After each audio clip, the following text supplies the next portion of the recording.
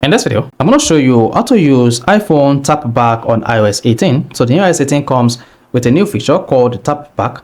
With the Tapback, you'll be able to react to any text message, whether new or old. So whether you have a text message you read sometimes ago and you want to react to this message, the Tapback allows you to do this. So if you don't know this video, you found this video helpful and informative, please don't forget to like and subscribe. Now the first thing to do is go ahead and open the messaging app on your iPhone like this, and then open the chat where you want to react or use a Tapback. Then you can see I have this message that says coming soon. Go ahead and press and hold it. Then you should see this function. Then here are your Tapback. Then you have a list of emoji here. You can also click on this to see more emojis like this. Then locate or click on any of the emoji you want to use as your Tapback.